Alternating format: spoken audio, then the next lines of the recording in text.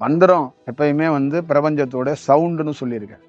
சிவன் அப்படின்னா இறைவனுடைய பெயர் இல்லை, இறைவனை அடைய போறதுக்கு அது ஒரு சவுண்டு. ஓம் நமோ நாராயணா அப்படின்னா சவுண்டு, அது பிரபஞ்சத்தோடைய ஒரு ஓசை. இந்த ஓசையை கேட்கும்போது உடல்ல மாற்றம் ஏற்படும், உங்களுக்கு ஏதோ ஒரு சூட்சமத்தில் ஒரு தொடர்பு கிடைக்க வாய்ப்பு இருக்கு. அதே மாதிரி நமச்சிவாயான்னு சொல்றதுக்கும் இதுதான். இப்போ இதெல்லாம் ஒரு சவுண்டு, இறைவனை அடைய போகிறதுக்கு ஒரு சவுண்டு, ஒரு இந்த ஒளியை எழுப்புனா நீங்கள் சேஞ்ச் ஆவீங்க, இறைவன் சம்மந்தமாக ஏதோ ஒரு விஷயத்தை காண்றதுக்கான வாய்ப்பு. ஆனால் அந்த இறைவன் நீங்கள் சேஞ்ச் ஆகுறீங்க.